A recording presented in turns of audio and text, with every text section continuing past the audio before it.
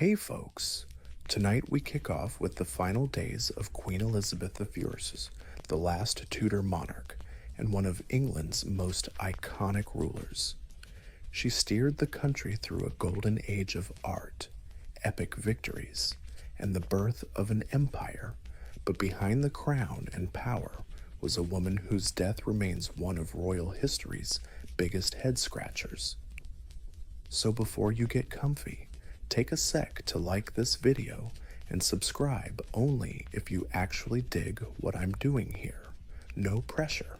And don't forget to drop a comment telling me where you're watching from and what time it is. I love knowing who's tagging along from all over the globe. Now, dim those lights, fire up the fan for some gentle white noise, and let's drift into tonight's story. By winter 1602, Elizabeth I was almost 70, an ancient age back in Tudor times. Her skin, once powdered white as porcelain, was now showing the frailty beneath those elaborate wigs, once symbols of youthful power. Now perched on a body worn out after nearly half a century on the throne, for 44 years. She ruled solo, she outmaneuvered rivals, buried suitors, and crushed every threat daring to rise against her. But now, the iron will that shaped the queen was starting to crack. Her mind stayed sharp, but those around her noticed something shifting. She ate less, appeared at court less often.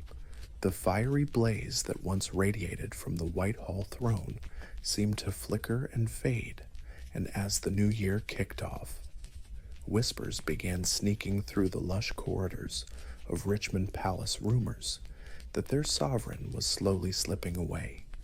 Personal losses stung too. The execution of Robert Devereux, the Earl of Essex, in 1601 hit her hard. Sure, he betrayed her, led a failed rebellion, and tried to snatch power. But Elizabeth loved him in her own twisted way. Some called it motherly love. Others whispered about something darker. Either way, watching him walk to the gallows tore her apart. She never really got over that pain.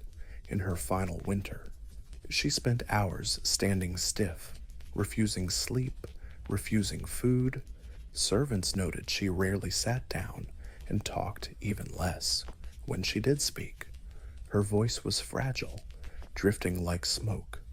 Sometimes she'd stare into the empty fireplace for hours, frozen, as if seeing something only she could. The court started prepping for the end. Doctors threw every kind of potion, tonic, and prayer at her. But the queen said no thanks to all. Ministers gently urged her to rest, talk, name an heir.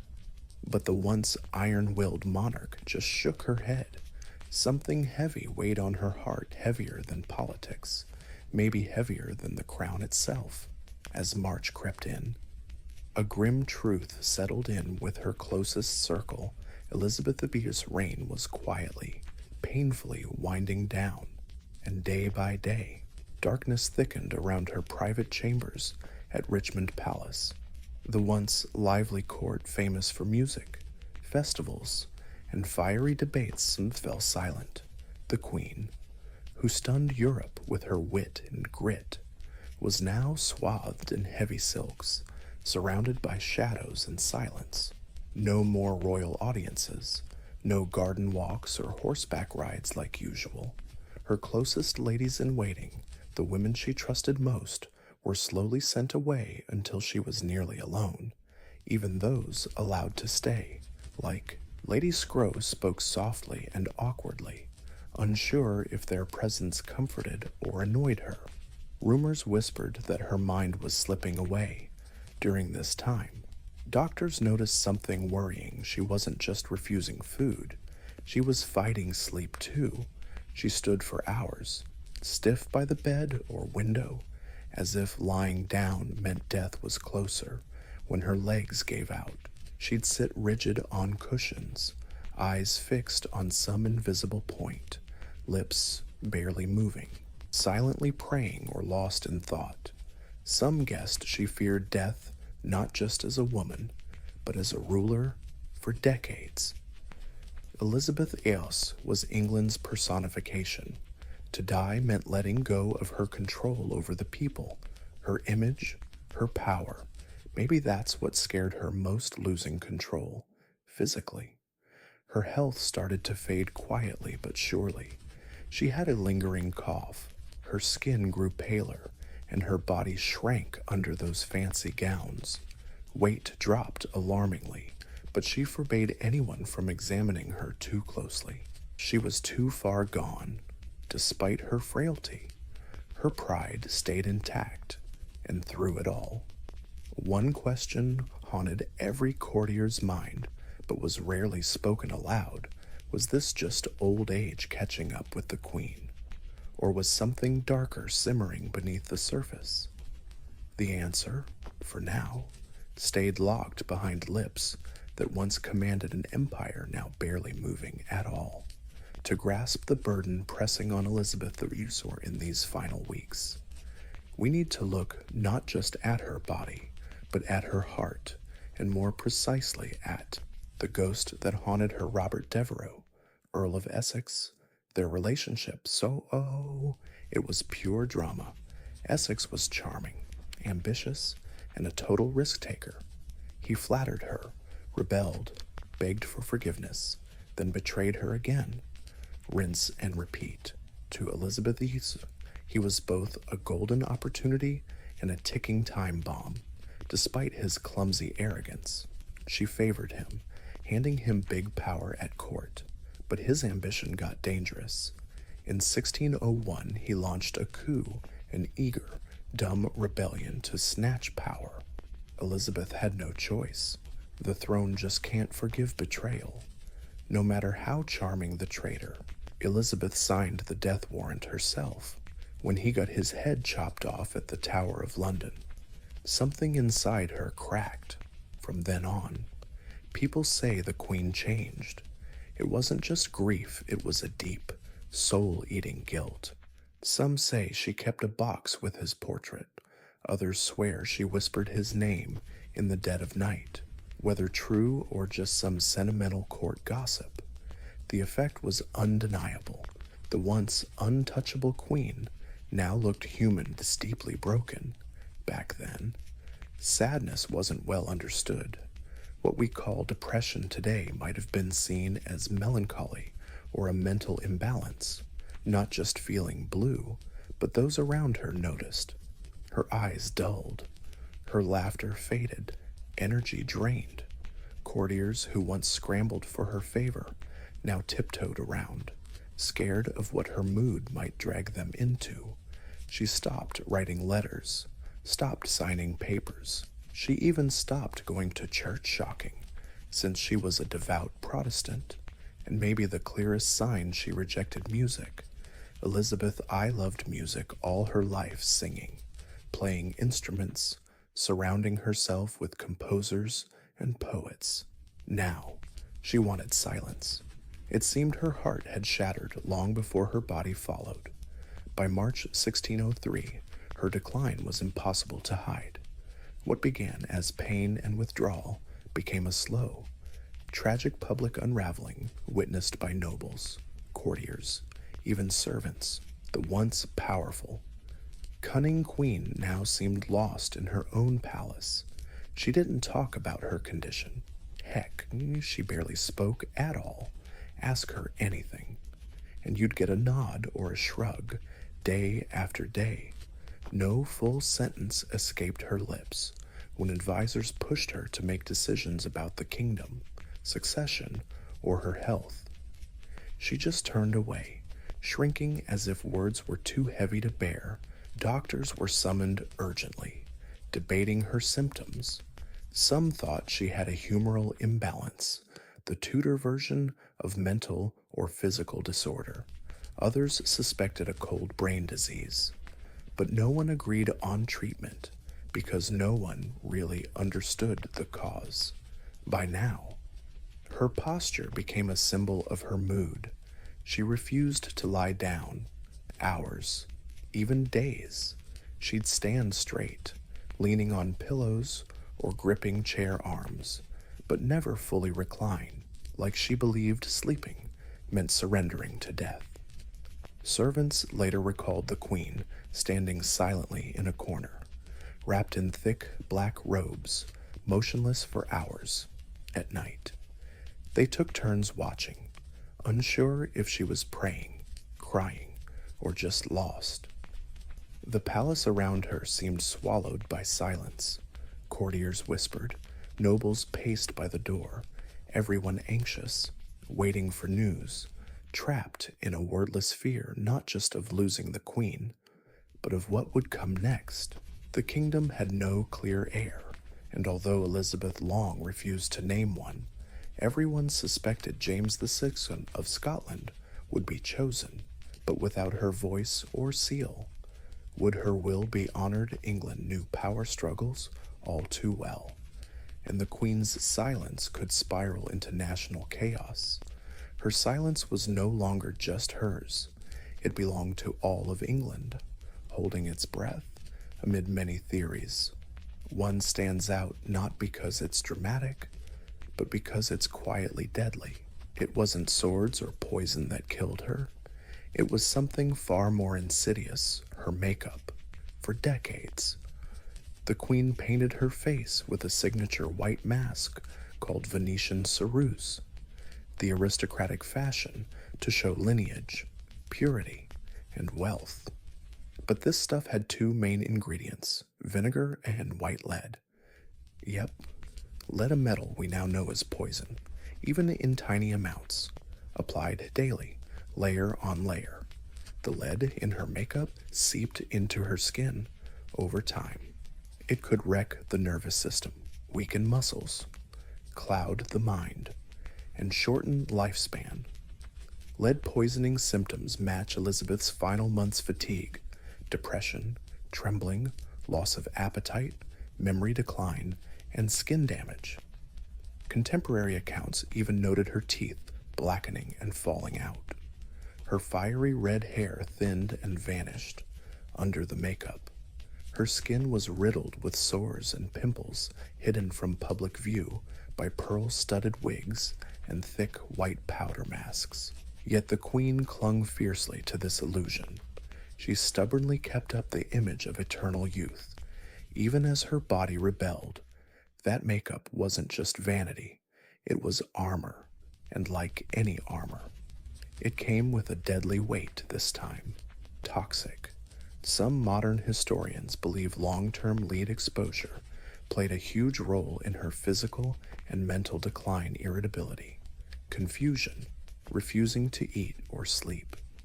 Even the depression after losing Robert Devereux might have all been worsened by chemical chaos inside her body. But back then, nobody had a clue about these dangers. Venetian white powder was all the rage. It was even imported and used all over Europe. The very stuff that made Elizabeth Victor's legendary might have been one of the slowest, sneakiest killers dragging her down. That iconic white mask she wore to the public, yeah, it probably sped up the fading of the woman underneath. By the second week of March 1603, Elizabeth's condition was undeniable. The courtiers started scrambling, but tried to keep their panic on the down low. The Queen had stopped eating altogether. Her body, already skinny, curled up tight, bones poking through those fancy robes that once screamed power and charm. She was wasting away, but no one knew what the heck was wrong. Tudor medicine had zero diagnostic tools, no thermometers, microscopes, or any idea about infections like we do now. Disease was all about the four humors: blood, phlegm, yellow bile, and black bile. Mess those up, and boom, sickness. Treatments were bleeding, herbs, or body cleanses, but none of it worked because no one actually understood what was going on inside the Queen's body. Modern scholars think pneumonia might have killed her, the chilly air at Richmond Palace, plus standing for hours and fasting, likely triggered a lung infection. The long cough, chills, and slow descent into delirium fit this theory, and without antibiotics, even a mild pneumonia could be fatal. Others guess blood poisoning from tooth decay or infected wounds under the makeup. Dental hygiene then was a nightmare, and Elizabeth had already lost a few teeth. Mouth infections, untreated, could spread to the blood, causing the deadly septicemia we know today, but none of this could be confirmed back then. So doctors just guessed. They used herbs, hot compresses, and prayers. Elizabeth, though she refused every treatment, no surgery, no bloodletting, she wouldn't even take off her clothes, guarding her modesty till the very end, and through it all, she barely said a word. The silence around her became part of the illness. The servants tiptoed like cats. The ladies in waiting cried quietly. Ministers stood helpless, watching the woman who'd ruled their lives for decades start to vanish not in a blaze of glory, but like a candle burning down in a draught. Nobody could help her. Nobody knew what to call the sickness. So all they could do was wait for death or a miracle, and despite her weakening body, it wasn't just illness weighing Elizabeth down. It was the massive, unavoidable burden of ruling. For over 4 decades, she'd been England incarnate. The crown wasn't just a symbol of power, it was a living thing, fed by her decisions, speeches, and schemes that outwitted every threat. But now, in the quiet of that room, the crown felt heavy and unclaimed. The question what's next hung over the dying queen like a storm. Elizabeth had no kids, no direct heir. The Tudor line, once protected and celebrated, would end with her, and despite a lifetime of political control, she still hadn't named her successor. Why, maybe because naming one meant admitting she was mortal, and she refused to accept that. The obvious pick was James VI of Scotland, son of Mary, Queen of Scots, who Elizabeth had executed decades earlier. The guy was a man, Protestant, and had a legit claim through his grandmother, Margaret Tudor, but his claim to the English throne was anything but simple. Factions lingered, old grudges simmered, Catholic contenders lurked in the shadows. As the Queen's health faded, the pressure on her to make an official announcement grew. Ministers, especially Robert Cecil, the Secretary of State, nudged her gently but firmly.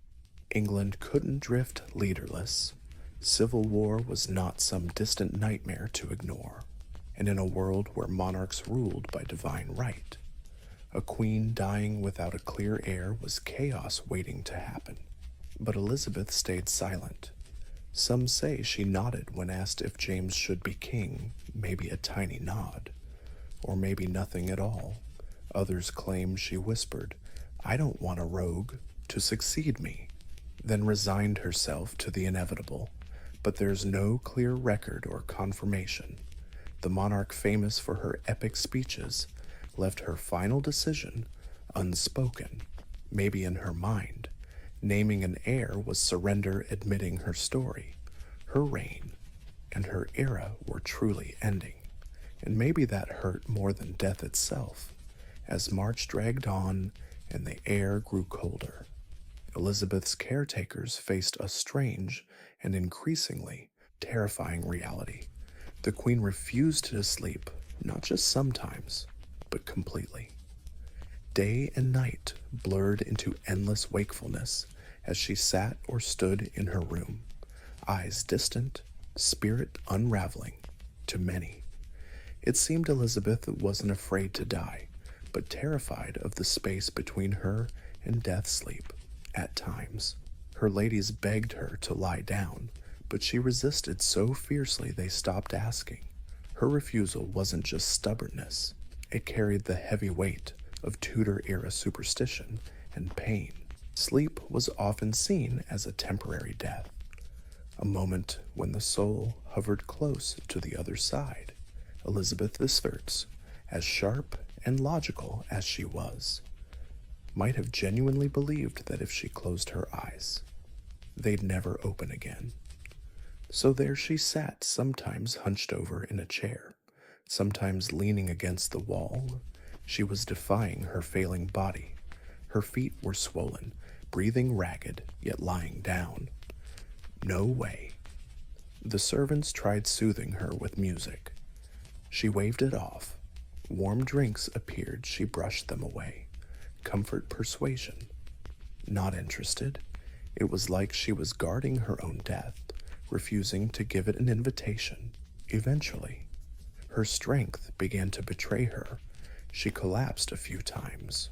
Once, she was found slumped by a chair, refusing to call for help. Then, the ladies in waiting took shifts by her side, like ghosts from the court she once ruled. They didn't even speak unless she started it.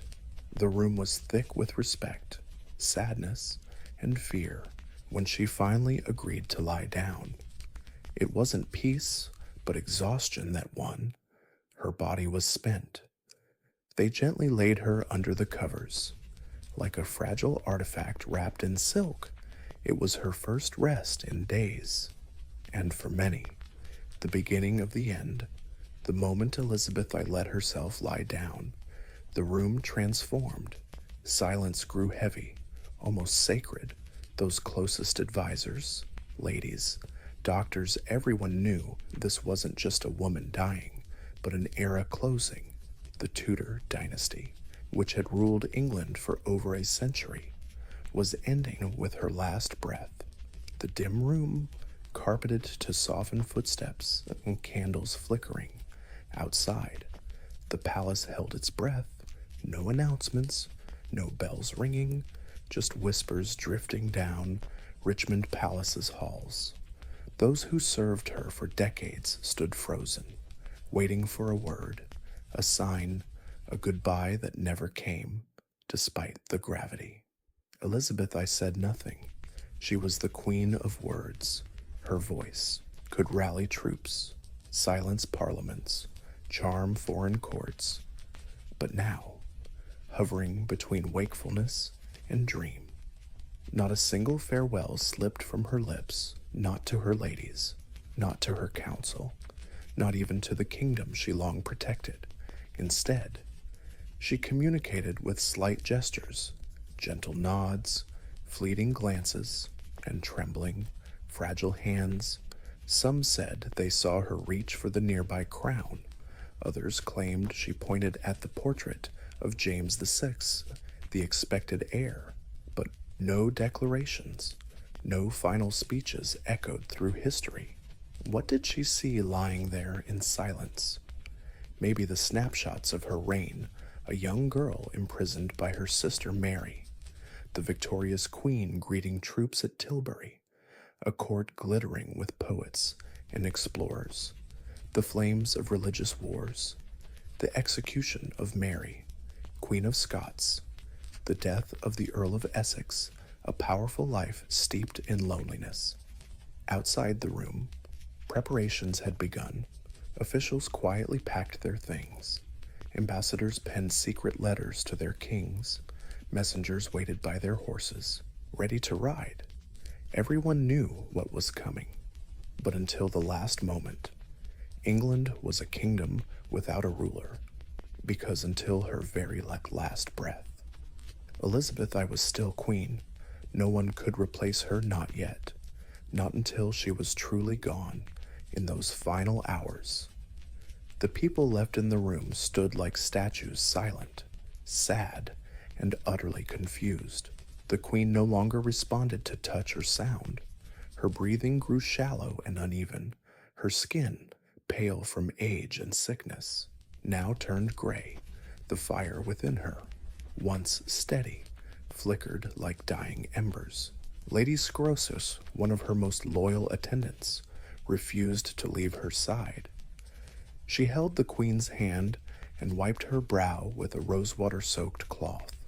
Others kept their distance, whispering prayers, some loud, some silent. There was no ceremony for this moment. No monarch quite like her had come before. Outside, Richmond Palace was wrapped in quiet anxiety.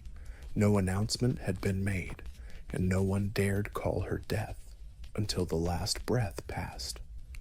Messengers stood ready at the gates, prepared to ride to Scotland the instant word came, to tell James VI he was now king, inside. Time seemed to bend, moments stretched like clock ticks, and no one dared speak of what was about to happen. Even Robert Cecil, the mastermind behind the peaceful transfer of power to the Stuarts, stood still, clutching papers tight. His political masterstroke uniting England and Scotland under one crown was close, but utterly dependent on one woman in her final hour. Then, just before dawn on March 24th, 1603, it happened. No cries, no gasps, just silence. The room held still for a full minute, as if everyone feared a breath might come back. Then gently, Lady Scrow draped a linen cloth over the Queen's face. It was over. Elizabeth I was dead.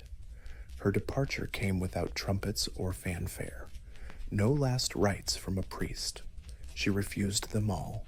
The Virgin Queen, as she was known, died alone, no family, no heir beside her, only the weight of history, a monarch born from scandal, who ruled through storms and fire, now a legend, holding on to the dignity she kept all her life, silence, strength, and finally, an unfathomable mystery. Elizabeth's death sent chills through all. The kingdom wasn't shocked so much as stunned by what she left behind: a silent throne, a lost court, and a country unsure what its next heartbeat would sound like. She was the only monarch many in England truly knew. Her face was stitched into daily life, stamped on coins, and etched into everyone's conscience. Now, that image just stands still, right after she died. Her body was left untouched. By tradition, her ladies-in-waiting kept vigil, whispering psalms with trembling lips. A single candle flickered by her bedside. The cloth over her face didn't hide her identity. It held on, like the whole nation needed one last moment to believe she was really gone. But while sorrow ruled Richmond's walls, elsewhere, the wheel of power had already started turning. Robert Cecil, probably the only guy who got how big this moment was, began making moves. His secret letters to James VI of Scotland had been prepping for this day. Messengers rushed out on muddy spring roads, carrying news that would change two kingdoms. Meanwhile, in London, folks waited. No bells, no obituaries. The court kept the bad news under wraps for hours, fearing riots or power-hungry opportunists. But the news leaked anyway, first through servants, then merchants and clergy. The Queen was gone, and with her, the Tudor line ended. No kids, no siblings, no close relatives raised by her to take over. Elizabeth left no personal heir, just a political hope unspoken but understood that her choice would be honored. The Privy Council met in tense whispers. A fragile moment. A kingdom needed direction, and fast. Fear of factional splits, Catholic rebellions, and foreign meddling haunted them. Bloodshed from past successions cast a dark shadow. But the Queen's long silence didn't stop the government from preparing. Just hours after her death, the council announced James VI of Scotland would become James I of England. A new dynasty was born. Yet, while the country looked to the future, they were still mourning the woman who shaped an era and left a silence no throne could fill. After the council declared James VI, now James I, the focus shifted to caring for the Queen's body. Elizabeth I, who controlled her image with near obsessive precision, could no longer keep up the mask she wore both literally and figuratively was starting to slip. In life, she was meticulous about appearances, rarely letting anyone see her without full royal regalia white lead makeup, elaborate gowns, and a flaming red wig, even in her final days. She kept her chambers dark and turned away most visitors. Pride, sure, but also power. Showing weakness was basically handing a knife to the ambitious courtiers lurking around, now in death. Her body told a different story. As her ladies gently prepared her for burial, they began to see what had been hidden beneath layers of silk and powder all these years. Her skin showed signs of age and illness bruises, sores, and a ghostly pallor from years of toxic cosmetics. Her hands, once adorned with rings and scepters, were now thin and bony. Her hair, what little was left, pride? Sure, but also power, showing weakness. That's like inviting a knife fight in a court full of ambitious backstabbers, now in death. Her body tells a different story. As the ladies gently prepared her for burial, they started to uncover what had been hidden beneath the silk and makeup all those years. Her skin showed the signs of age and illness bruises, sores, and a ghostly green tint from years of toxic cosmetics. Her hands, once adorned with rings and a scepter, were now gaunt and bony. Her hair, what little was left, was thin and white as snow. No denying it, Elizabeth, I had been fading away long before anyone got to see it. Yet in death, there was something deeper about her. She was no longer Gloriana, the Virgin Queen, or the untouchable monarch from coins and paintings. She was a woman who carried a whole kingdom on her back for 4 decades and paid the price in her body. No embalming right away. The tradition back then was to delay burial to allow time for a national funeral and grand ceremony. Her body was displayed for the people to mourn, dressed one last time in royal robes, crowned, with orb and scepter by her side. Even though her flaws were now obvious, people still came to pay respects, not just to the queen she once was, but the woman she'd become, a mix of contradictions. Powerful, yet lonely. Smart, yet burdened. Fierce, yet fragile. The mask had fallen, but what remained was no less majestic, just realer. On April 28th, 1603, over a month after she passed, Elizabeth III's body was finally laid to rest. The delay wasn't negligence, but respect. England had lost its longest reigning monarch ever, and that death demanded a funeral fit for a legacy. The procession started at Whitehall, moving slowly toward Westminster Abbey. London's streets were packed with mourners, nobles, clergy, commoners, thousands gazing at the Queen's carriage one last time. Some wept. Others stood silently solemn. No cheers, no songs, just bells tolling and quiet footsteps on stone. Her velvet-draped coffin sat on a massive hearse pulled by 4 horses. On top was a statue of Elizabeth I, dressed in regal robes with crown, orb, and scepter. Eyes open, a serene face watching over the crowd. So lifelike many thought it was her actual body propped up. Behind the hearse came the honor guard, then court nobles, parliament members, and foreign ambassadors. Each step echoed like the weight of a handover. A queen was being buried, but an era was being mourned at Westminster Abbey. She was buried next to her half-sister Mary, a symbolic reunion. 2 queens, once fierce rivals, deeply divided by religion and power struggles.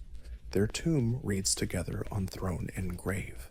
Here we sisters, Elizabeth and Mary, rest in hope of resurrection. Historians can't miss the irony. Alive. They were enemies. Dead. They lie side by side.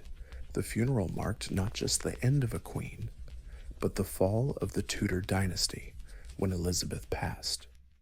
So did the line that had carried England through the Wars of the Roses into an age of discovery, culture, and national pride, and as the great doors of the Abbey closed behind her, a kingdom had changed forever.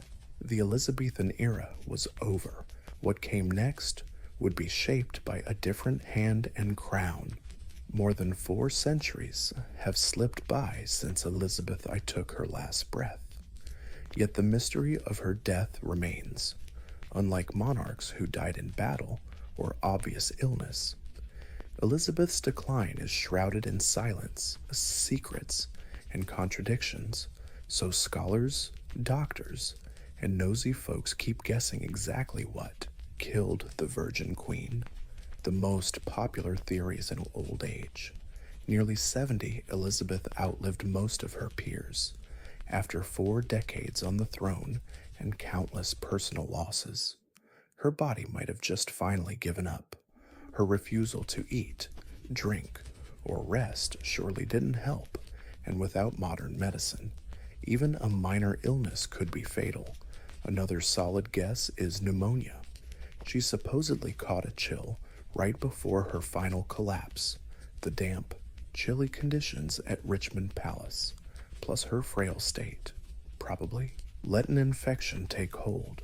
No antibiotics and only primitive remedies meant pneumonia was basically a death sentence. But there's also a theory about lead poisoning. Her famous white face paint, Venetian ceruse, contained white lead, a toxin that seeps through skin. Decades of it might have wrecked her insides, caused mental shifts, and slowly poisoned her from within.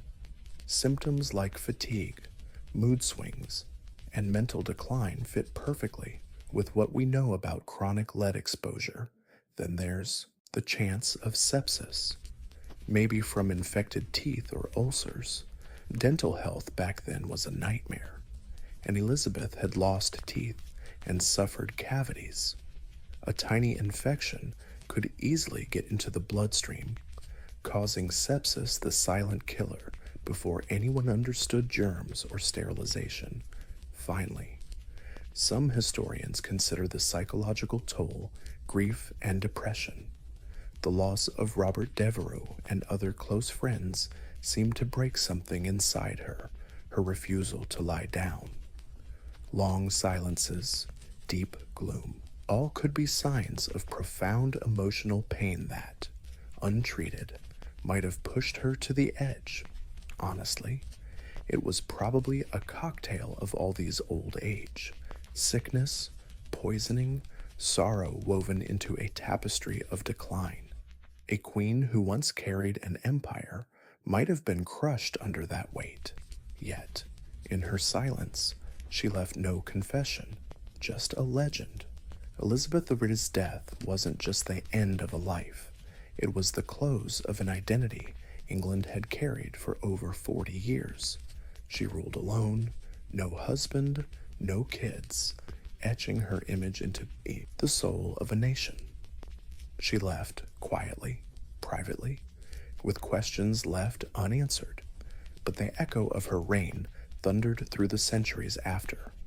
The country she handed down was a far cry from when she took the throne. In 1558, England was torn by religious wars, threatened by foreign powers, teetering on the brink of chaos. Through sheer willpower, natural political skill, and dramatic leadership, Elizabeth transformed it into a strong kingdom, confident, culturally vibrant, and world-respected. But her death exposed the fragile truth beneath it all. She held everything together with personal strength and sheer presence. When she left, the power vacuum threatened to reopen old wounds. The smooth handoff to James the Prince was a diplomatic win, but also a seismic shift. The Tudor flame died out. The Stuart dawn was shaky at best, but what stuck in people's minds wasn't just politics, it was the woman herself. Those fiery speeches at Tilbury, the ultimate rebellious no to marriage. The crafted image of the Virgin Queen's sparkling jewels, fancy gowns, high forehead, poetic words all morphed into legend. Even her final silence played a part in building her legacy. She left the world on her own terms. No last words, no dramatic pleas for legacy or pity. She lived as a master performer, died leaving silence to deliver the final act. Historians still bicker over the details of her death, but hardly anyone doubts her impact. Elizabeth's reign remains one of England's most celebrated golden ages. Her name became a symbol for a golden age of poetry, discovery, and national pride, and while her body rests peacefully beneath the Westminster Abbey floor, her story lives on in books, on stage, and in the spirit of the monarchy she once ruled. She left alone, but never forgotten, long before chocolate bars lined grocery shelves and hot chocolate warmed winter hands. Cacao was something else entirely. It wasn't sweet. You couldn't even eat it. People drank it bitter, foamy, and sacred for ancient Central American cultures. This strange, powerful cacao bean was more than flavor. It was loaded with meaning. Our story kicks off over 3,000 years ago, deep in the rainforests of what's now southern Mexico. The Olmecs, known as one of the earliest complex civilizations in the Americas, might have been the first to farm cacao. Their history is still mysterious, but archaeologists believe the Olmecs used cacao in ceremonies, maybe as a ritual drink reserved for leaders or powerful priests. It wasn't just a drink, it was a spiritual power-up, but it was with the Maya civilization that cacao really became a sacred gift. The Maya, sprawling across Central America from around 250 to 900 AD, worshipped cacao as a divine plant bestowed by the gods. According to their mythology, cacao was a gift from the creator gods, a cornerstone of human life. The Popol Vuh, a sacred Maya text, tells how gods made humans from corn and cacao, tying them to the natural world.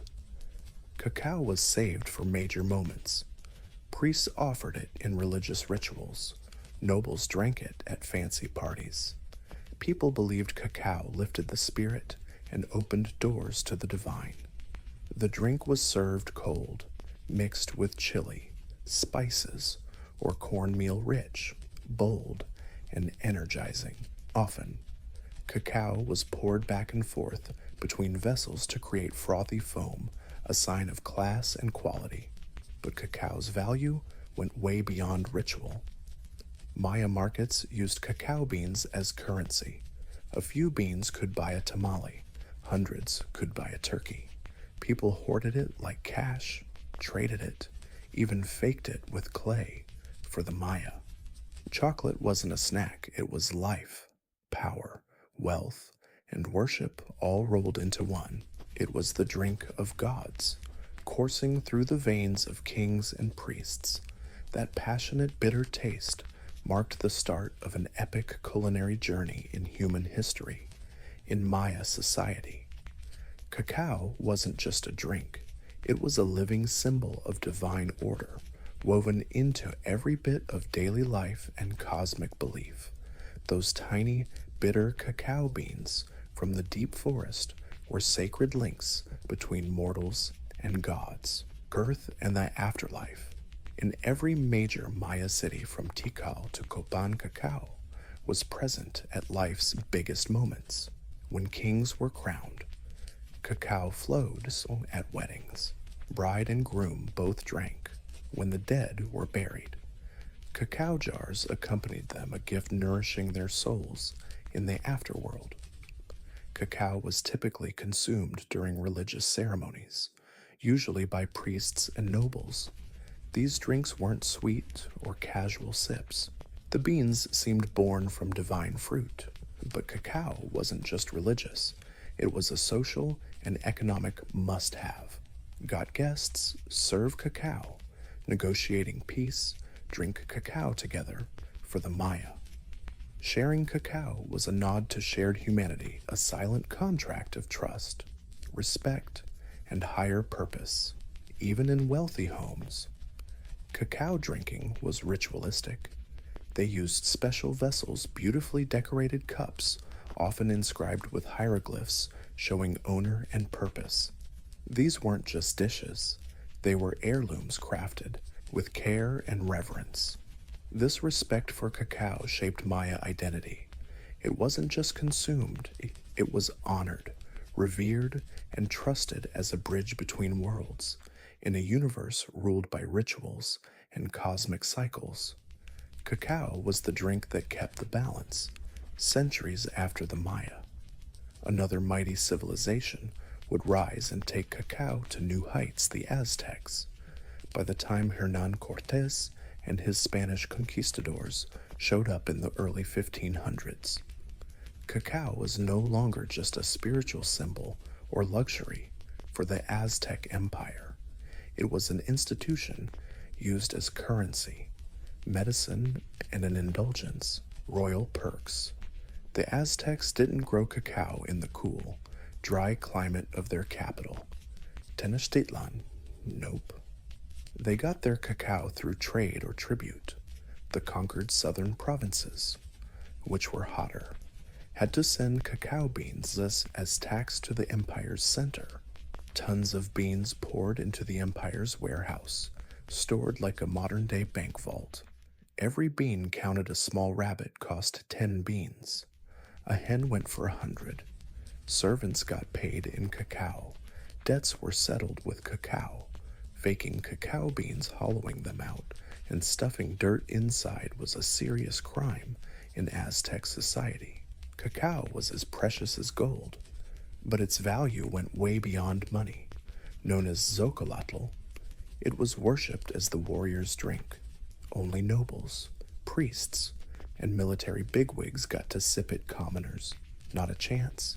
Mixed with water, chili, and sometimes corn. It was believed to boost energy and sharpen minds before battle. Emperor Moctezuma II reportedly downed up to 50 cups a day. Convinced it was an aphrodisiac and a power source, cacao was also a key player in religious ceremonies.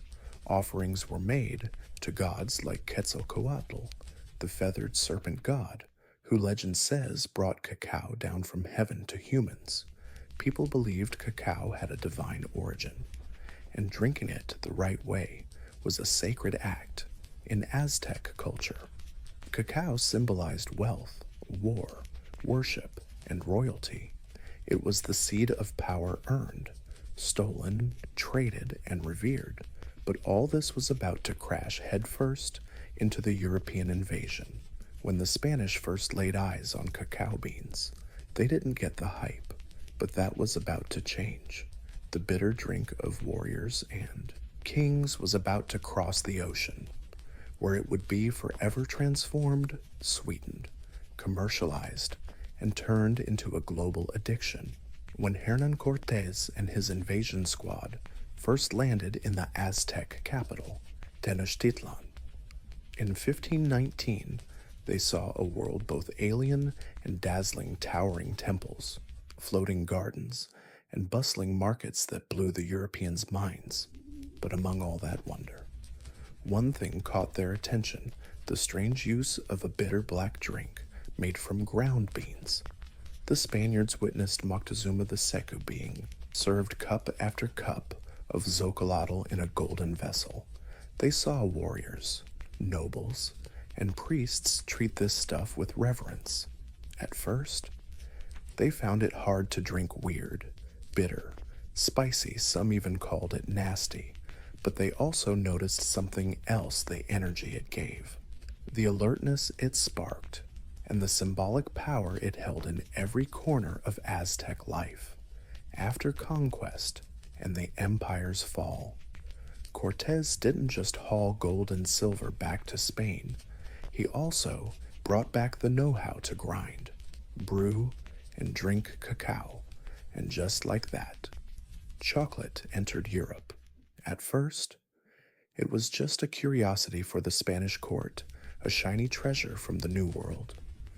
Monasteries started brewing it the old school way, for nobles and royals only.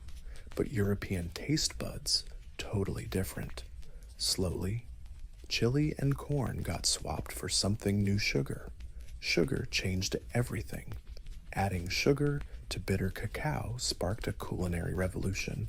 Suddenly, what was once a sacred, spicy warrior's brew became a sweet, indulgent treat, fancy, glamorous, and oh so trendy in Spain.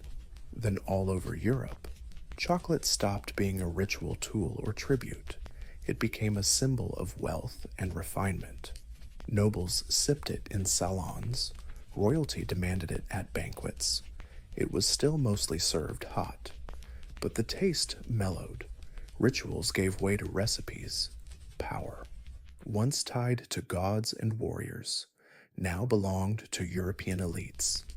But even as chocolate delighted kings and queens, it carried a new bitterness, not on the tongue, but in humanity. The price paid for Europe's growing hunger for cacao and sugar. Colonial plantations expanded, dragging in a new system of exploitation and slavery. The gods' drink had stepped into the New World, never to be the same again. By the 17th century, chocolate had evolved from a sacred Mesoamerican ritual into a chic European delicacy. But behind this sweet makeover lurked a growing dark shadow. The combo of cacao and sugar, the flavor duo that seduced European palates, also became one of the main engines of history's cruelest system, the transatlantic slave trade. As Europeans, rising chocolate cravings, meaning raw cacao demand, shot up too. The lush equatorial zones of South America, Central America, and the Caribbean were perfect for growing cacao, but harvesting a total pain, picking each pod by hand, cutting it open, fermenting, drying, and roasting the beans. Sugarcane was no walk in the park, either another tough cookie. To maximize profits, colonial powers turned to slave labor. The Portuguese, Spanish, French, Dutch, and English all built plantation economies based on slavery. Millions of Africans were captured. They were shipped across the Atlantic, forced into brutal labor on plantations in Brazil, the Caribbean, and later West Africa. Many spent their whole lives just planting cocoa and sugarcane, never tasting the sweet treats they helped create. The human cost, absolutely horrific, in the mad scramble for chocolate and sugar. Families were torn apart, cultures wiped out, generations suffered, but in the fancy parlors of London, Paris, and Madrid, nobles sipped hot chocolate, blissfully unaware or just not caring about the harsh realities behind those cocoa beans. The commercialization of cocoa was a game changer. It stopped being a sacred offering and turned into a global commodity, something to trade, tax, and profit from. As the industrial age dawned, demand skyrocketed. That once holy, ceremonial drink got tangled up with empire building and exploitation. Chocolate's flavor, once a symbol of divine connection, now left a bitter aftertaste, blood, pain, and systemic injustice. Yet, the allure of chocolate only made it more tied to luxury, love, and pleasure, while the labor and suffering history quietly got buried under layers of sugar and cream. The rise of chocolate isn't just about flavor or ritual anymore. It's about power, profit, and the people sacrificed along the way. For centuries, chocolate was a liquid luxury served in royal courts and upscale tea rooms.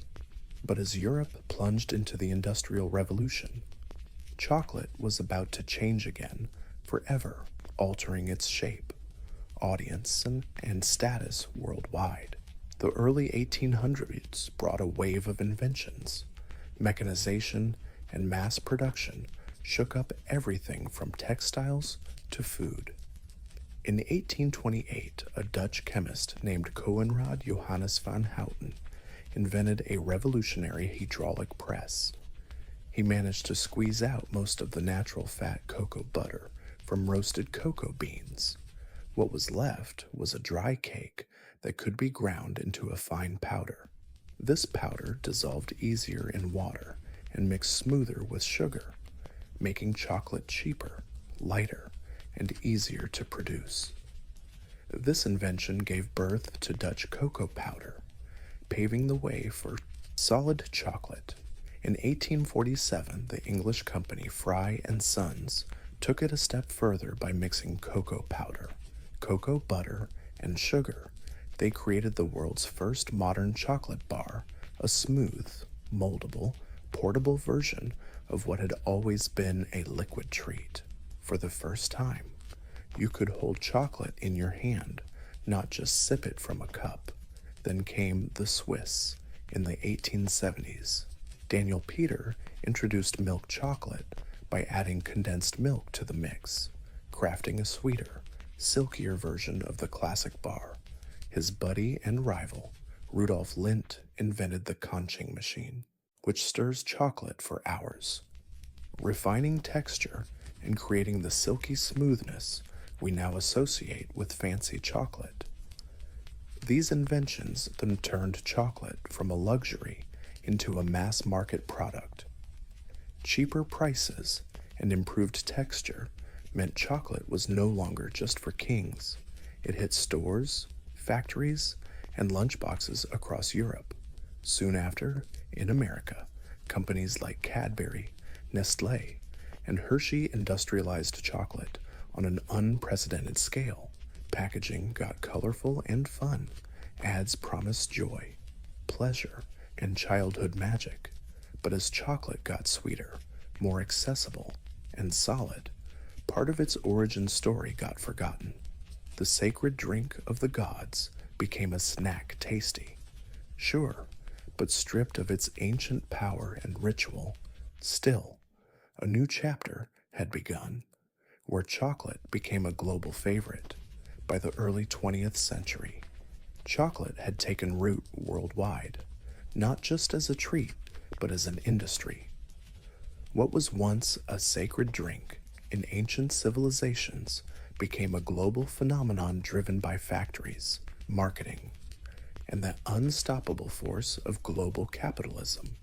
In the U.S., chocolate had a very made in USA moment with Milton Hershey in the late 19th century. He applied mass production to chocolate, kind of like Henry Ford would later do with cars. His Pennsylvania factory churned out cheap milk chocolate for everyday Americans, not just fancy elites. By 1900, the Hershey bar was born, kicking off America's love affair with chocolate. But chocolate wasn't just a product anymore. It became a symbol. Soldiers carried it into war. Kids traded it on playgrounds. It showed up in cookbooks, holiday rituals, and romantic gestures. Valentine's Day, Halloween, Easter each got officially unofficial chocolate mascots. The sweetness now meant love, comfort, and nostalgia. Meanwhile, international companies expanded cocoa farming to meet demand. West Africa, especially Ghana and Côte d'Ivoire, became the global cocoa hotspot, overtaking Latin America. These regions, once crushed under colonial and slave rule, now supply over 70% of the world's cocoa, often under exploitative conditions. Even today, labor abuses, including child labor and poverty-level wages, persist in many cocoa-growing areas. But no matter the mess, chocolate only gets more popular in Japan. It's a refined art, tiny bonbons gifted with ceremony. In Switzerland, It's a national pride thing, with brands like Toblerone and Lindt setting the gold standard. In Mexico, chocolate returns to its ancient roots, used in traditional dishes like mole, where bitter and savory flavors mingle.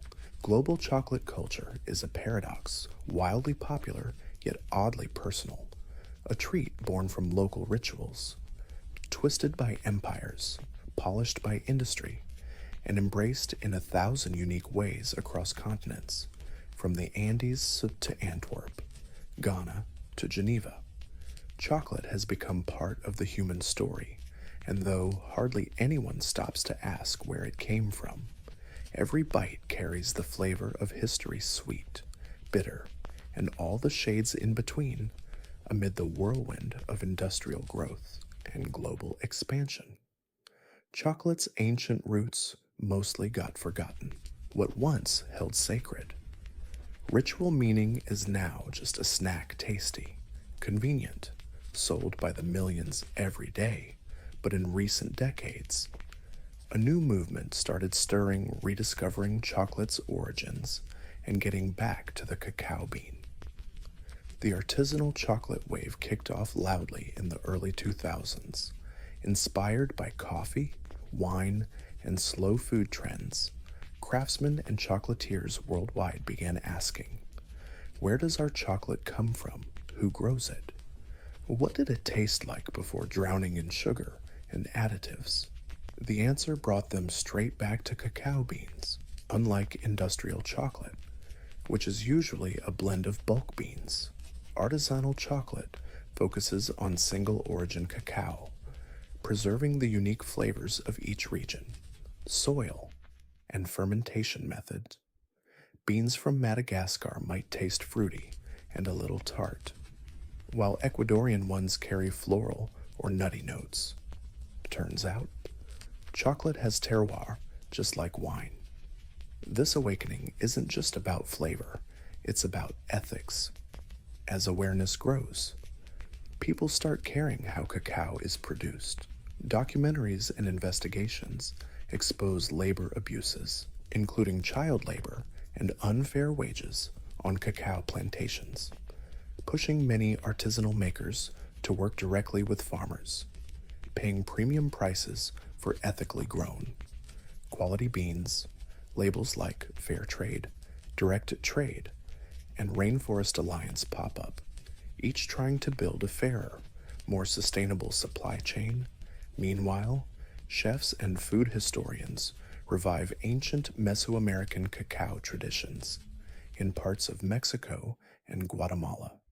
Traditional drinks made from cacao, chili, and corn make a comeback. Indigenous communities share recipes passed down for generations, reminding the world chocolate wasn't invented in a factory, but deep in the forest.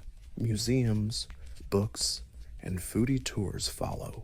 People start seeing chocolate not just as candy, but as culture rich with heritage, struggle, and stories. The world changed chocolate, but chocolate's essence never faded. It's still a fruit from a tree, hand-tended, carefully processed, shared with meaning, and for those willing to listen. Chocolate starts speaking again, not just in sweetness, but in memory. Today, chocolate is everywhere in ceremonies, vending machines, pastries, and fine dining. It's a symbol of love, luxury, and comfort. But beneath that smooth coating lies a complicated history. It's a tale of gods and empires, joy and exploitation, ritual and innovation. Chocolate, maybe more than any other food, mirrors civilization from the sacred Maya ceremonies to the bitter wounds of Aztec warriors, from slave hands on colonial plantations to the fancy European aristocrats' drawing rooms, from wartime rations to Valentine's Day traditions. Chocolate has journeyed with humanity, constantly evolving. Its legacy is layered. On one hand, chocolate stands for creativity, resilience, and cultural fusion. It's the perfect example of ingredients from one continent meeting techniques from another to create something totally new. It inspires poetry, science, and innovation from the chemistry of heat control to the art of flavor balancing. On the other hand, it holds a darker side. Much of the modern chocolate industry still relies on the labor of poor farmers, many of whom have never tasted a single chocolate bar made from the beans they grow. Despite awareness campaigns and ethical certifications, issues like deforestation, low pay, and child labor remain the eternal thorn in cacao's supply chain. Chocolate is also the story of forgotten voices. The indigenous people who first revered cacao as sacred, their traditions wiped out by colonial times, are only now beginning to have their contributions recognized. Every time you bite into a truffle or sip hot cocoa, whether you realize it or not, you're touching a deep and sometimes painful history. Yet with all that contradiction, chocolate still connects people across languages, borders, and beliefs. It brings joy, comfort, celebration, and endurance. Maybe chocolate's greatest legacy isn't just flavor, but its ability to evolve, adapt, and survive through the ups and downs of civilizations. From rituals to recipes, from seed to symbol, chocolate always means more than it looks. In the end, it's not just a sweet treat, but a story. A story. And here we are, still writing this story in the early 1800s. The USA was young, hungry, and growing fast, population booming, white settlers pushing west, chasing farmland, gold, and whatever shiny dreams came their way. For many, the American frontier was a sacred right, but the West? Not some wild, empty land. Nope. It was home to native nations. Big players like the Cherokee, Creek, Choctaw, Chickasaw, and Seminole. These weren't just scattered nomads. They had complex politics, written languages, newspapers, schools, you name it. Sovereign communities trying to coexist with the U.S., playing the legal and diplomatic game. The Cherokee Nation even adopted American-style constitutions, farmed the land, and many converted to Christianity. They published bilingual newspapers and sent reps all the way to Washington. But for white settlers and politicians, that wasn't nearly enough integration. They wanted the land. Georgia, Alabama, Mississippi, and the other southern states started pushing hard into native territory, passing laws to undermine tribal governments, strip land rights, and pressure the federal government to do something. The gold rush in northern Georgia only cranked up the urgency. The argument, this land's way too valuable to be in native hands. Enter Andrew Jackson, ex-general and hardcore relocation champion, with a simple plan: clear out all native nations east of the Mississippi, move them across the river where they'd supposedly be out of the way of cotton plantations and white expansion. This wasn't just policy, it was ideology, the early seeds of manifest destiny, that unshakable belief that white Americans were destined to spread coast to coast, no matter who got trampled. By the 1830s, that meant uprooting entire native nations. So, this stage wasn't about progress. It was the setup for one of America's saddest, most shameful chapters, the Trail of Tears. On May 28, 1830, President Jackson signed the Indian Removal Act, a law that would forever change the lives of tens of thousands of Native Americans, cloaked in flowery language about fairness and voluntary exchange. It was really the opening move in a brutal, calculated campaign to kick native tribes off their ancestral lands in the Southeast. The law let the president negotiate treaties to swap their lands east of the Mississippi for a place called Indian Territory, which would later become Oklahoma. Supporters claimed this would protect natives from extinction by moving them away from white encroachment. Spoiler, it was a land grab dressed up as protection. Jackson, a military hero known for ruthless campaigns against the Creek and Seminole, saw removal as the inevitable next step in America's expansion. To him, Native people couldn't live peacefully with white settlers. Removal wasn't just beneficial, it was unavoidable. It was not only beneficial, but also apparently unavoidable. They lack intelligence, hard work, moral habits, and the drive to improve. He once said about the native nations, "They must die or leave their homes and wander deep into the wilderness." Congress was split, but the bill still squeaked through. In the Senate, it passed by just 3 votes. In the House, a slim 5-vote margin. Those razor-thin wins kickstarted one of America's darkest chapters. Some tribes agreed to move, scared of war or more loss. Others stubbornly held on, trusting promises of money, food, and safe passage in treaties. Spoiler alert, those promises turned out to be empty for many. The removal process was chaotic, brutal, and often violent. What was supposed to be a peaceful handover quickly became a nightmare of broken deals, corruption, and forced marches. Whole communities were shoved out, homes burned, crops destroyed. Soldiers came door to door, ordering families to pack whatever they could carry behind them. Settlers waited to claim the empty land. The Indian Removal Act didn't just redraw maps, it ripped apart ancestral ties, shattered lives, and revealed a bitter truth: America's expansion wasn't just built on hope, but tears and pain, while many tribes faced mounting pressure to sign removal treaties. The Cherokee chose a different path, not with guns, but with words and the law, determined to protect their sovereignty. The Cherokee took their fight to U.S. courts, using the very legal system that had once been wielded against them, led by Principal Chief John Ross. The Cherokee drafted a constitution, set up an official government, and asserted their right to exist as a sovereign nation within U.S. borders. They believed that proving their civilization and political structure matched the American republics would protect their land. Their resistance peaked in 2 landmark Supreme Court cases in Cherokee Nation versus Georgia. 1831, the Cherokee sought a federal injunction to block Georgia laws that stripped their rights in land.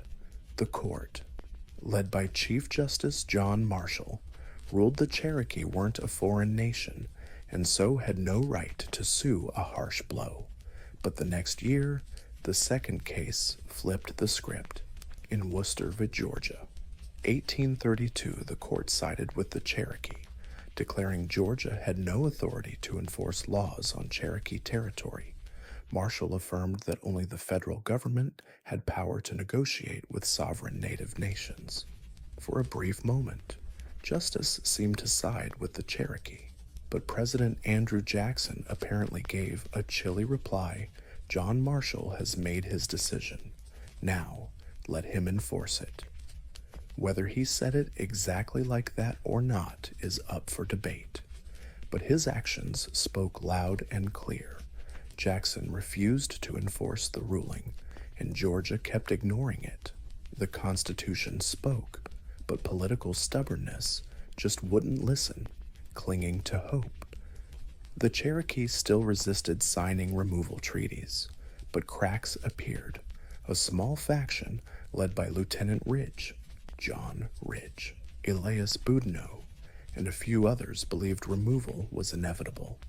They signed the 1835 Treaty of New Echota without the Cherokee government's permission. This treaty, narrowly ratified by the U.S. Senate, sealed the Cherokees' fate despite the majority's opposition, declared legal. The Cherokees' fight for justice didn't end with a gavel, but with soldiers gearing up. Spring 1838, under President Martin Van Buren's orders. Thousands of federal troops and state militia stormed Cherokee lands. Negotiations were over. The Treaty of New Echota, signed by a minority without the whole nation's consent, was now official law. Removal became government policy, enforced by armed soldiers across Georgia, Tennessee, North Carolina, and Alabama. Cherokee families were ripped from their homes with barely any warning. Soldiers showed up at farms and cabins, bayonets out and orders ready. Families had mere minutes to grab whatever they could, often just the clothes on their backs. Houses were looted and burned, crops left to rot. Churches and schools, along with cemeteries, were abandoned. Over 16,000 Cherokee were crammed into makeshift military prisons.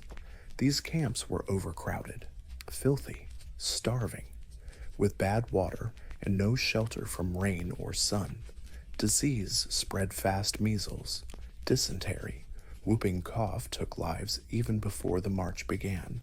Some groups were marched out under armed guard immediately. Others waited through the sweltering summer until fall, when travel conditions were supposedly less brutal, but cold rains, early snow, and scarce supplies made the journey even worse. The Cherokee called this route Nuna Dalsny, the trail they cried on, nearly 200 miles connecting their homes to the so-called Indian Territory. The march was slow, brutal, and humiliating. They slogged through mud, snow, ice, mountains, and plains. Elders collapsed, kids died in mothers' arms, whole families vanished along the way, buried in shallow, nameless graves by the roadside. Some tried to hold on dignity singing prayers, carrying sacred items, recording names of the lost, but the pain was just too much. Hunger gnawed their strength, winter sliced through thin clothes, and guards showed zero mercy. When the last group reached what is now Oklahoma in early 1839, estimates say over $4,000 in Cherokee had died, almost a quarter of their entire population. This wasn't just removal, it was a death march, a forced erasure of identity, homeland, and hope. When the final Cherokee arrived in Indian Territory in March 1839, the journey ended, but the suffering didn't. The losses on the Trail of Tears went way beyond the 4,000 souls left behind. Disease, cold, and starvation. What died on that road wasn't just people, it was a way of life, a spiritual bond to the land, and the cultural legacy of a whole nation. That pain echoed through generations. Survivors arrived weak, broken, and grieving. They lost elders carrying traditional knowledge, children who were their future, and leaders who'd fought with every ounce of strength left. No ceremonies for the dead, no time to mourn. The land they were forced to settle on was strange and often downright hostile. The U.S. government's promises of protection, food, and fertile land, well, those were hit or miss at best. Mostly miss. Physical wounds came paired with deep emotional scars. The Cherokee used to be a proud people with schools, printing presses, and their own constitution. They trusted the legal system, thinking the law would have their back. Spoiler alert, it didn't. That trust got shattered, justice denied, rights wiped out. Among the survivors, the divisions only grew. The Treaty Party. The folks who signed the New Echota Treaty were branded traitors by many. June 1839, just months after the forced removal, Colonel Ridge, John Ridge, and Elias Boudinot were assassinated by fellow Cherokees in a revenge spree. The nation's unity, already bruised by the removal, fractured even more with internal conflicts. But amid all this wreckage, the Cherokee kept fighting. They rebuilt schools, reestablished their government, started publishing newspapers again, and held onto their voice, stories, and faith. The grit that got them through courts and diplomatic battles now became their life raft. Still, the wounds from removal ran deep, and they're still there today. The Trail of Tears isn't just a history book chapter, it's a living memory passed down through families, stories, and the spirit of a people forced to leave everything behind.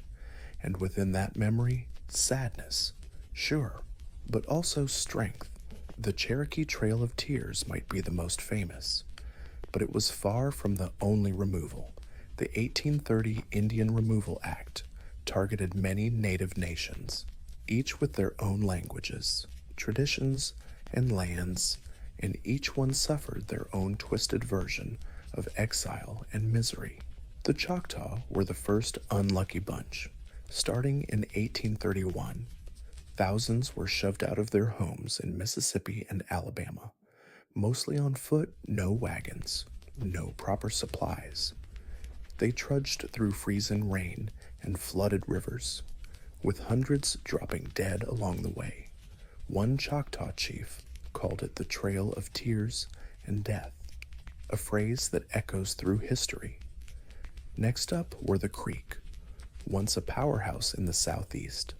After years of broken treaties and violent clashes with settlers and militias, they too were rounded up and pushed west. In 1836, over 15,000 Creek were forced to move, many in chains. Thousands died en route, while others were sold into slavery or ripped away from their families. The Chickasaw managed to negotiate some compensation before their move, but their journey was no cakewalk either. Delays in payments left them resource-starved, and hundreds died from disease and starvation as they headed west. The Seminole in Florida put up the fiercest fight. From 1835 to 1842, they waged guerrilla wars against the U.S. forces in swamps and jungles. Leaders like Osceola became icons of resistance, but even the Seminole couldn't dodge the U.S. military forever. Thousands were captured or killed. Others were forced to march to Indian territory, while a small group escaped deep into the Everglades, where their descendants still live today. All told, over 100,000 native people from various tribes were relocated during this grim era. The government called it policy, settlers called it progress. But for the natives, it was a disaster. Each tribe's trail was different, but the themes were the same: betrayal, suffering, and loss. Sacred lands were stolen, cultural hubs shattered, and community, family, and memory ties stretched to the breaking point. Yet, these tribes carried their songs, languages, and spirits into a new land that didn't exactly roll out the welcome mat. When the Cherokee, Choctaw, Creek, Chickasaw, and Seminole finally made it to Indian Territory, what we now call Oklahoma, they found a place nothing like the one they'd been forced to leave. The federal government promised fertile land, safety from new threats, permanent ownership of new homes. But those promises, like so many before, they turned out to be flimsy. The land was strange, the climate harsher, for many. Farming or rebuilding the way they used to was a nightmare. Winters were freezing and unpredictable. Summers scorched the earth with drought. Communities were scattered, with families arriving months apart or not at all. Disease tagged along cholera, smallpox, flu, pain haunted every new settlement. Government aid livestock, tools, food, and money arrived late or never showed. Corruption sank the system. Contractors cut corners, supplies broke, and resources meant for families were pocketed by shady middlemen and unchecked officials. Worse, the land once promised as a forever home for native people was quickly under threat again. As settlers pushed westward and state borders crept closer, new pressures piled on. Railroads sliced through the land. Treaties got rewritten or ignored under pressure or sneaky manipulation. The territory once set aside as sovereign soil started shrinking again. Despite all this, the tribes tried to rebuild. The Cherokee set up their capital at Tahlantisca, rebuilt schools and institutions. The Choctaw and Chickasaw reorganized governments. New constitutions were drafted, councils convened, churches built, farming restored, and communities began to heal not by forgetting, but by enduring. Still, even in Indian territory, the ghost of removal haunted them. Every promise to protect their new home was fragile, shadowed by the very forces that had shoved them off their old land. Greed, expansion, and indifference meant the promised land was just a temporary pit stop in a country that still hadn't accepted native people as rightful. Permanent residents? Sure, many believed they'd finally found peace, but history has a nasty habit of proving us wrong. The story of the Trail of Tears didn't end in Indian territory. It just flipped the page to a long, brutal chapter of survival, sovereignty, and respect, decades after the forced removal. The Trail of Tears mostly whispers in silence, passed down softly through family stories, barely mentioned in textbooks or politics. It's an open wound, a silent pain that indigenous communities carry too often ignored by the very country that inflicted it. But the memory sticks around in Cherokee homes. Elders retell the march west, the freezing cold, the hunger, the losses. Lament songs get sung, ceremonies held to remember, and oral history keeps alive the names of those who made it and those who didn't. The land remembers, too, the old trails, shallow graves, and surviving documents mark the route like a scar on the continent's heart. This wasn't just a road paved with sorrow, it was a road of existence. The resilience shown by native nations after the removal defied everyone who hoped to erase them. In the following decades, the Cherokee, Choctaw, Creek, Chickasaw, and Seminole didn't just rebuild, they thrived. They formed new governments, ran schools, published newspapers, and preserved their languages and spiritual traditions. Despite countless hardships, they endured, yet the silence from outside their communities lingered. It wasn't until the late 20th century that America, ever so gently, started to face the tragedy of the Trail of Tears. Activists and tribal leaders worked hard to bring the story back into the national memory. Memorials were erected, commemorative roads marked, and school curriculums updated bit by bit. The phrase Trail of Tears became familiar not just to historians, but to the general public. But acknowledging it doesn't mean justice followed. The aftermath of removal remained disconnection from homelands, historical trauma, and a legacy of broken promises. Those consequences still shape the reality of indigenous communities today. But through it all, their strength endures. The spirit that carried them through forests, rivers, and exile is alive in language revival programs, cultural preservation efforts, and stories shared around campfires and dinner tables. The Trail of Tears isn't just about what was lost, it's about what was carried forward: faith, memory, and an unbreakable will to survive.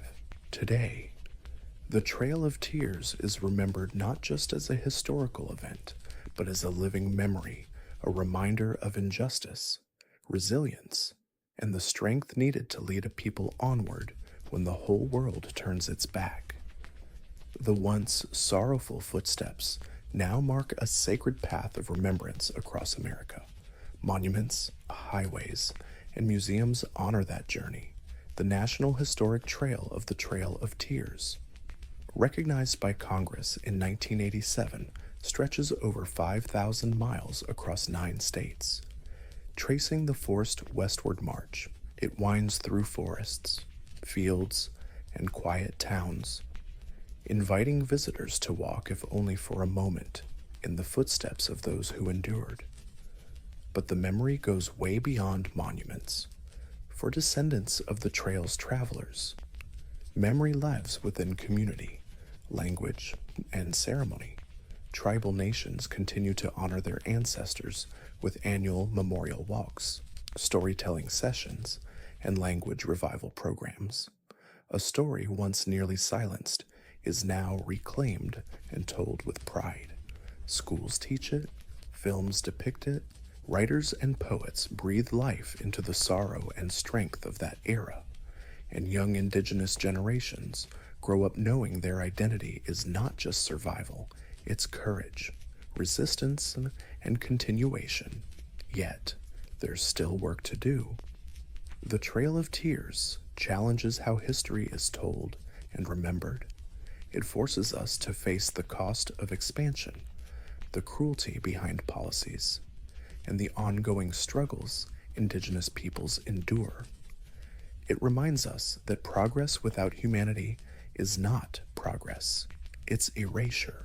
Honoring the Trail of Tears isn't just about looking back, it's about listening, learning, and uplifting voices once pushed aside. It's realizing America's story is incomplete without Native nations, not just in the past, but now and in every chapter ahead. So, we remember not just with sadness, but with deep respect, because though betrayed and exiled, they kept walking and didn't disappear. They endured because in the bone-chilling cold of early 1692, Salem, Massachusetts, was a place full of unease, nestled deep in New England's harsh wilderness. This Puritan settlement wasn't just a cluster of farms and churches, it was a community teetering on the edge of spiritual and social collapse. The Salem folks believed they were God's chosen, placed in dangerous wilderness to build a righteous life. But behind that devotion lay years of simmering fear, tension, and division. The Puritans lived by a strict religious code. They believed in an invisible world full of angels and demons. They were taught this wasn't just metaphorical, it was a legit, active force. They genuinely believed witches signed the devil's guest book, cast spells, and ruined the pure-hearted. Questioning this was like questioning the Bible itself. Doubting the pastor was throwing shade at God, and Salem was drowning in spiritual pressure. Pastor Samuel Parris, the village head honcho, was a real piece of work, harsh, paranoid, and always seeing sin everywhere. His sermons, basically fire and brimstone pep talks, warning about curses and devilry. He split the townsfolk wide open with his fiery sermons, sowing deep cracks between neighbors and families outside the pulpit. Salem was wrestling with economic and political drama. A long-running feud between Salem Village and the richer Salem town kept tensions simmering. Land disputes were the norm, and the lines between property, faith, and personal grudges were as blurry as ever. Old hatreds simmered just below the surface. To make matters worse, the surrounding wilderness was basically a horror show. The scars from brutal Native American attacks during King Philip's War were still fresh. Last year's crops failed, and smallpox had ravaged the area in Puritan thinking. These disasters weren't random. They were divine punishment for secret sins. In this stew of religious anxiety, political squabbles, and survival fears. A group of young girls started acting weird, sudden fits, wild accusations, and cries about witches weren't kids' play, at least not in Salem, because in Salem, the devil was real. And in 1692, the villagers were convinced he'd come to call. Like many tragedies, it started with kids. In January 1692, two Salem village girls, 9-year-old Betty Paris and her 11-year-old cousin Abigail Williams, began showing some seriously alarming behavior. They screamed, convulsed, and twisted their bodies into bizarre poses. They barked like dogs, threw stuff, and babbled nonsense. When scolded, they cried out as if bitten or stung by invisible forces. Their freakouts left the grown-ups baffled. Pastor Samuel Paris, Betty's dad, first found it worrying but thought it might be curable. A local doctor, William Griggs, examined the girls and dropped the chilling diagnosis they were possessed by the devil's hand. In a deeply religious and superstitious community like Salem, that meant one thing and one thing only: witchcraft. It didn't take long before other girls started showing the same symptoms. Ann Putnam Jr., Mercy Lewis, Mary Walcott, and Elizabeth Hubbard joined the possessed club. Their condition worsened, grabbing the whole town's attention. These weren't some poor kids. They were daughters of prominent families, respected Puritan community members.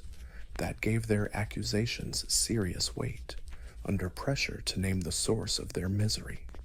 The girls did something that would change the colony's fate forever. They started finger-pointing at others. The first accused was Tituba, a Caribbean slave woman in the Paris household. She was an easy target, foreign, not white, and linked to strange, suspicious rituals through local gossip.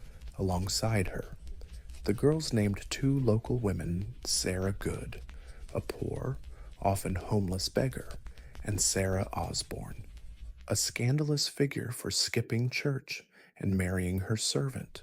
These three women, each vulnerable in their own way, suddenly became the town's prime suspects. They were arrested and thrown in jail for the townsfolk. This was a full-blown spiritual crisis. If witches were lurking nearby, they had to be found and dealt with stat. What started as a weird illness in one family exploded into mass hysteria, and as accusations spread, no neighbors, no friends, not even family was safe from suspicion. Salem had opened the floodgates of fear, and shutting them back was no easy task. In early 1692, as more villagers panicked and names were whispered in terror, the Salem court began relying on a type of evidence never before used in any English-speaking legal system: ghostly evidence. It quickly became the most controversial and dangerous tool in the trials, and arguably the deadliest weapon of all. Ghostly evidence hinged on the belief that witches could send their spirits or specters to torment victims from afar. The accused girls would scream in court that they saw the ghost of the defendant pinching, choking, or stabbing them while the accused stood there frozen, usually in total disbelief. To the Puritans, this wasn't imagination or acting. It was bona fide proof of a pact with the devil. When the accused denied the crime, they were accused of lying. If they stayed silent, it was treated like a guilty plea. Those who confessed were often spared execution, especially if they named other witches. This bizarre incentive sparked a wave of forced confessions. Tituba, the first slave woman accused, confessed under pressure. She told tales of a tall man from Boston, obviously the devil, who promised her freedom if she served him. She described strange creatures, flying spirits, and even said she spotted a witch's book packed with signatures. Basically, a guest list for Satan's fan club. Her testimony dramatic, spooky, and straight out of a horror flick, whether Tituba's confession was a clever survival tactic or a wild daydream. It packed a punch. It made the girl's accusations sound legit and sent the town into full-on panic mode. If witches were real and could sneak around unseen, then guess what? Everyone was suddenly a suspect. Those who refused to confess got the harsh treatment, while the snitches got off easier. The line between truth and fiction poof vanished in those candlelit courtrooms. Fear took over any chance of logic. Preachers warned to slow down, but no one was listening. Jails overflowed with accused peasants, midwives, churchgoers, even kids. Salem's justice system crumbling fast. What was once a Bible-driven, orderly town turned into a nightmare of screams, shadows, and wild accusations, and the witch hunt just getting started. By spring 1692, Salem's jails were bursting at the seams. What kicked off as a tiny village mess exploded into a full-blown legal disaster, over 100 people locked up. And the colony struggling to keep order, Governor William Phips rolled out a special court, oyer and terminer, which basically means hear and decide to handle the witch cases. The court held sessions in Salem town, staffed by bigwig judges like William Stoughton, Samuel Sewall, and John Hathorne. But even their experience couldn't stop the madness from spiraling. Evidence rules got twisted by fear. Ghostly proof was accepted, gossip became gospel, and even a hint of doubt was dangerous. The first official trial and execution, Bridget Bishop, a lady long suspected by neighbors for being outspoken and a troublemaker. She rocked flashy clothes, ran a tavern, and had prior witch accusations. Perfect scapegoat. In the June trial, the afflicted girls claimed they saw her ghost pinching and mocking them right in the courtroom. Her denials considered proof of guilt. Bridget was convicted fast and hanged on June 10th, 1692. She wasn't the last. The accusation to execution machine sped up week by week. More prisoners showed up community pillars, church members, midwives, landowners, also beggars, widows, and former servants.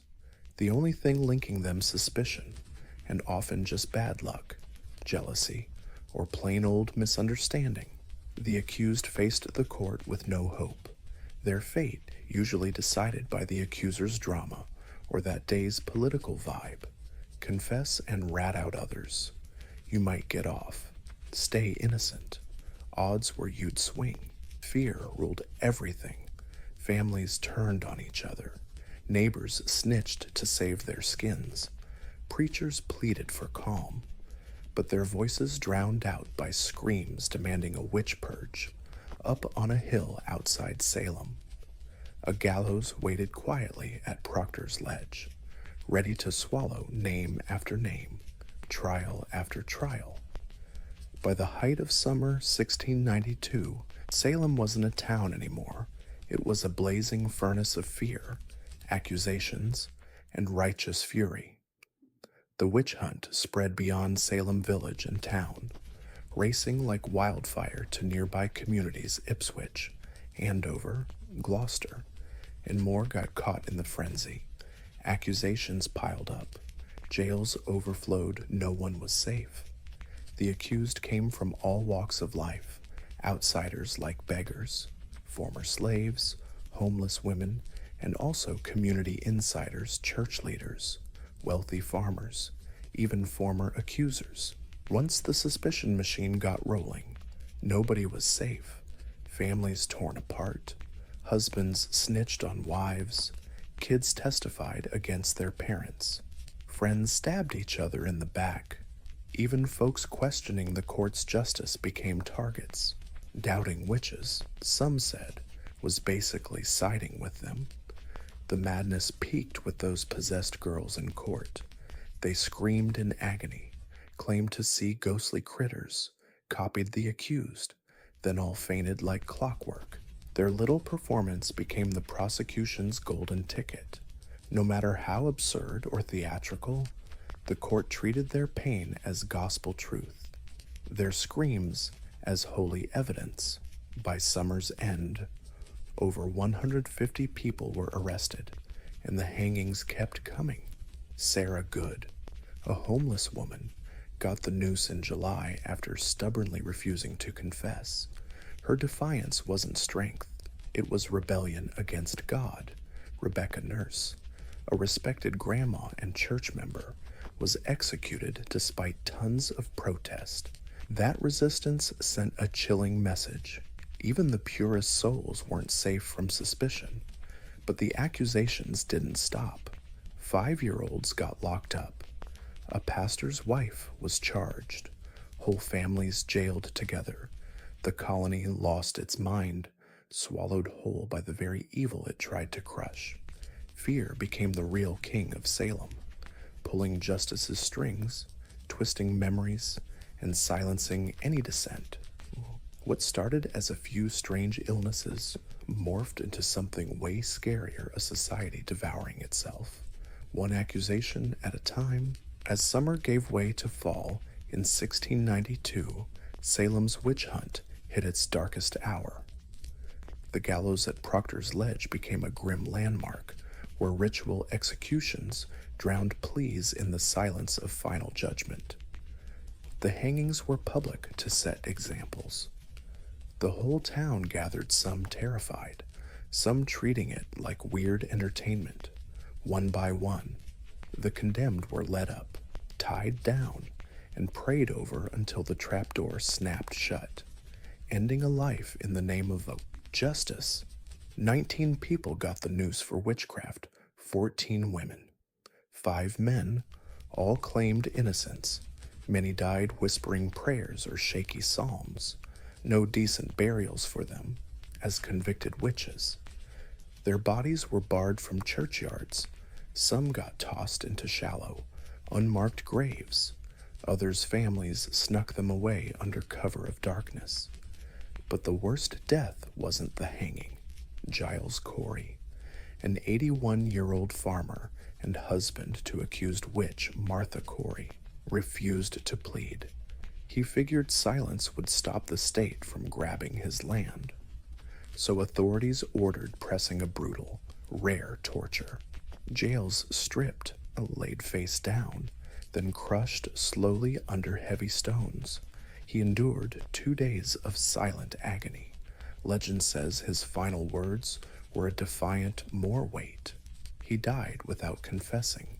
His stubbornness became a tragic symbol of Salem's injustice inside the jails. Those, not yet executed, lived in hellish conditions. Pregnant women gave birth in filthy cells. The sick died alone. Families had to pay for food and shackles, and some stayed locked up months after trials ended by the time leaves started falling. Salem had sentenced more people to die for witchcraft than any other American community ever. What began as whispers ended in blood, and though the hangings were about to stop, Salem's soul damage was beyond repair. By late September 1692, the fever gripping Salem started to fade. The turning point didn't come from courts or clergy, but from a growing unease, that too late realization that something seriously went wrong. Doubt crept in quietly. It began when respected citizens like Rebecca Nurse and John Proctor were hanged, if the good and honest were witches. Who could be trusted when staunch churchgoer Martha Corey and even the ex-governor's wife, Mary Phipps, got accused? The trials started to unravel, digging into the high society layers. The witch panic wasn't just terrorizing the outcasts anymore. It was threatening everyone. Pastor Increase Mather, a famous Puritan preacher and father of the influential Cotton Mather, dropped a bombshell sermon against using ghostly evidence the backbone of many convictions. His take, better to let 10 suspected witches go free than to condemn one innocent soul. This was a total 180 in tone, and a subtle but clear slap at the court's methods. People started speaking up. Ministers who once cheered on the trials now preached caution. Families of the accused cried out for help. The Salem community, terrified, began to pull back under mounting political pressure and growing criticism. Governor William Phips finally had to step in. In October 1692, he shut down the court of Oyer and Terminer. A new court popped up, no more spooky evidence allowed. Change happened fast. Among the prisoners left waiting for trial, most were acquitted. Those convicted, many got pardoned. Executions stopped, but the damage was done. 19 hanged, 1 crushed to death, over 100 jailed, dozens psychologically scarred, families torn apart, reputations shattered. The tide had turned, but slowly, even with the court's makeover. It took months, sometimes years, to free the last prisoners and even longer for the town to face its sins. But that fall, the panic finally cooled off. Silence returned to the gallows. The accuser's screams faded, and Salem, battered and ashamed, had to face the cold, hard truth, not witches. But fear itself had ruled them. When the last prisoners were released in 1693, Salem was left not just with empty jails, but a heavy guilt. The trials were over, but echoes of accusations, betrayal, and executions haunted every home, every pew in the church. A hush fell over the town, hiding deep unease. In the years that followed, many involved started to express regret. One of the most notable apologies came from Judge Samuel Sewall on a January day in 1697 during a public day of fasting and prayer. Sewall stood before the whole congregation at Boston's South Church, right there, in front of everyone. He admitted his guilt and shame over his role in the trials and begged God for forgiveness. This rare public confession set the tone for years to come. Others weren't so quick to apologize. Some judges and accusers stayed silent or defended their choices, convinced they meant well, but the general consensus, especially among clergy, grew clear. The court had seriously messed up. Even Cotton Mather, who initially backed spectral evidence, softened his stance in later writings. In 1706, Anne Putnam Jr., one of the original accusers, and just a kid at the time, publicly confessed at church. She admitted her accusations led to the deaths of innocent people. She claimed Satan tricked her and begged God and her neighbors for forgiveness. Her confession was one of the few that named specific victims. Families of the accused wrestled for decades to clear their loved ones' names. In 1711, the Massachusetts legislature passed a law restoring citizenship to many convicted and handing compensation to their heirs. But the pain lingered. Not every name was cleared, and not every family got a penny. Generations grew up under the dark shadow of the trials, yet over time, Salem tried to heal. The town stopped being a symbol of justice and became a warning about what happens when fear trumps reason. Courts toss out fairness, and hysteria passes for truth. The reckoning had begun, but true justice, as history often shows, remained elusive. Over 3 centuries have passed since the Salem gallows stood, but the witch trial legacy is still etched deep in American memory, not as a tale of magic, but as a stern warning about the power of fear, the fragility of justice, and the dangers of blind belief. The phrase Salem witch trials has become shorthand for mass hysteria, wrongful accusations, and moral panic. It's brought up in courts, classrooms, and political speeches as a cautionary tale, a proof of how quickly reason can be overwhelmed by doubt and how a community can turn against itself today. Salem embraces its history, but not without complexity. Museums, memorials, and tours pull visitors from around the globe. The Salem Witch Trials Memorial, unveiled in 1992 to mark 300 years since the trials, features 20 granite benches, each engraved with the name of an executed victim. No crimes listed because they were innocent, just names, dates, and final words, a testament to dignity in the face of injustice. But even now, Salem's story, it's not just about travel or legends. It's a mirror to human nature. Those trials show how fear can spread like wildfire, how power gets abused under the shiny mask of morality, and how justice crumbles when led by feelings instead of facts. In literature, Arthur Miller's play The Crucible breathed new life into those trials, turning them into a metaphor for McCarthyism and the 1950s Red Scare. Miller's warning: witch hunts aren't always about witches, and the past is never as far away as you think. The descendants of both the accused and the accusers still live in Massachusetts and all over America. The states. Some carry the heavy weight of ancestral shame. Others still wear their resilience and survival like a badge of honor. In 2001, over 3 centuries after the hangings, Massachusetts officially cleared the last 5 victims, legally exonerating every accused soul. The Salem witch trials were short-lived, just over a year, but the lessons timeless. They remind us that truth must hold its ground even when fear screams louder. And the worst injustices don't happen in the dark, but right under the blinding daylight. Right under the blinding daylight.